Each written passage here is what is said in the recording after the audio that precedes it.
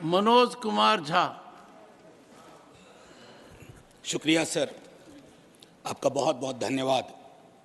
माननीय सभापति महोदय, संसदीय कार्यकाल में कुछ ऐसे क्षण आते हैं जब ये नहीं कह सकता कि मैं इसका सपोर्ट कर रहा हूँ या मैं इसका विरोध कर रहा हूँ।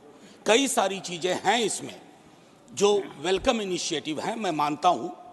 बस कुछ सुझाव दूंगा, क्योंकि अक्सर मैं देखता हूँ कि हमारे बीच का संवाद, माननीय सभापति महोदय, विपक्ष का अलग से कोई प्रधानमंत्री नहीं होता या विपक्ष का अलग से कोई गृह मंत्री नहीं होता। विपक्ष को भी अपनी शिकायत, अपने मुद्दे अपने प्रधानमंत्री के समक्ष, अपनी आलोचना अपने गृह मंत्री के समक्ष रखनी होगी। सर, आज कश्मीर का कोई नहीं है इस सदन में। मैं था उस दिन जब नहीं, सॉरी, ये नॉमिनेटेड मेंबर है। माननीय सदस्य अपने एक सेकंड सर, उन्होंने बड़ा ग्रॉस स्टेटमेंट किया है कि कश्मीर का इस सदन में कोई नहीं है। वो अपने बारे में कह सकते हैं, हमारे बारे में क्यों कह रहे? हम तो सदैव कश्मीर के हैं, हमेशा के।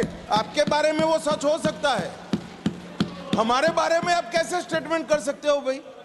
आप कह दो मैं कश्मीर का नहीं हूं, कश्मीर के लिए नहीं हूं, मगर मैं इस देश का कश्मीर से लेकर कन्याकुमारी और द्वारका से लेकर नॉर्थ ईस्ट तक हर व्यक्ति का कश्मीर है और हर कश्मीरी का देश है। क्या बात कर रहे हैं आप? माननीय सभापति महोदय, सदन की एक व्यवस्था के तहत मैंने ये बात कही थी। वो नॉमिनेटेड मेंबर है, मैं जानता हूँ। माननीय गृह मंत्री जी ने दूसरी बात कही है। सर, मैं समझ गया। सर, या तो मुझे बात कहने दी जाए। मैं ये कह रहा था कि जैसे मैं बिहार से चुन के आता हूँ, उस संदर्भ में मैंने ये बात कही थी। देश तो सबका है सर, तिरंगा यहाँ कहीं किसी से छोटा नहीं है सर। मैं सिर्फ इतना कहना चाहता था। माननीय सभापति महोदय, इसमें बहुत अच्छी चीजें, जैसा मैंने शुरू में ही कहा कि विरोध के लिए विरोध करूं ये उचित नहीं है। माननीय सभापति महोदय, महत्वपूर्ण है कि जब हम ये कहते हैं कि ये नॉमिनेशन होंगे, पहले तो मैं तारीफ करूं कि अंडर प्रिविलेज्ड के बदले एक शब्द जो कि कॉन्स्टिट्यूशनली वैलिड टर्म है, अदर बैकवर्ड क्लासेस, आपने उसका इस्तेमाल किया है, तारीफ के काबिल है। ये जो नॉमिनेट करने का अधिकार एलजी साहब को है आज की डेट में, कल राज्य बन जाएगा तो गवर्नर साहब होंगे। क्या ये स्टेट असेंबली को डेलीगेट नहीं होना चाहिए? और अगर करना चाहें तो on the aid and advice of, ये व्यवस्था मैं समझता हूं कि होनी चाहिए थी। तारतम्य थोड़ा टूटा है, लेकिन फिर भी मैं अपनी बात कहूं। आरक्षण को लेकर के भी हम पीस मील में करते हैं। हर सत्र में मैं देखता हूं कुछ बिल आते हैं। एक समेकित योजना पूरे देश के संदर्भ में हमें इसके लिए बनाने की आवश्यकता है, वो बहुत बेहतर होगा। आज 370 पे फैसला आया और सदन की जिम्मेदारी आज बढ़ गई है। उस फैसले के बाद सरकार की जिम्मेदारी बढ़ गई है। मैं मानता हूं इतिहास, आपने यहां एक फैसला लिया था, तब संसद वहां थी सर, ये लगभग घिस चुका था, हम भी जानते हैं, लेकिन एक मनोवैज्ञानिक पहलू था। मैं आग्रह करूंगा सरकार से कि उस साइकोलॉजिकल हीलिंग की भी कोशिश होनी चाहिए, और ये हीलिंग हो सकती है सर। मैंने कहा ना कि हिंदुस्तान का मिजाज महासागर वाला है, इसको बस तालाब ना बनाया जाए, महासागर अपने अंदर सब समाहित कर लेगा।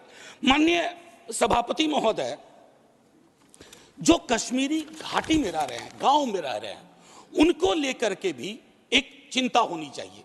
बाहर हैं, उनकी चिंताएं वाकिफ है, बल्कि विवेक जी ने यह बात कहा कि बुरे से बुरे वक्त में एक बहुत बड़ी आबादी उन्हीं घरों में, गांव में, गलियों में रही, उनका एक्नॉलेजमेंट मैं समझता हूं बहुत आवश्यक है।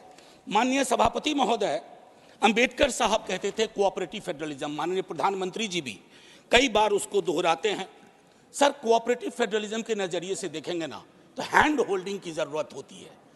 मैं जानता हूं कि दिल्ली की आइडिया ऑफ नॉर्मैलिटी और घाटी या जम्मू या लद्दाख की आइडिया ऑफ नॉर्मैलिटी में फर्क है सर। अभी पिछले दिनों हमारे कई बीजेपी के साथी कह रहे थे कि चुनाव परिणाम संतुष्टि का परिचायक है।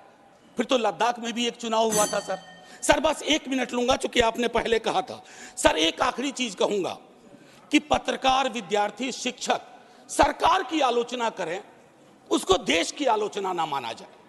ये फर्क मिटता सा जा रहा है, ये कश्मीर के संदर्भ में नहीं, बाहर भी।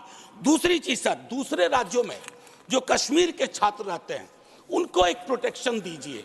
और आखिरी चीज कहूंगा सर, बड़ी पीड़ा के साथ, कि खामोशी शांति का पर्याय नहीं होती है।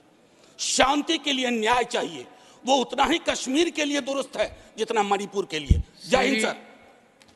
श्री ए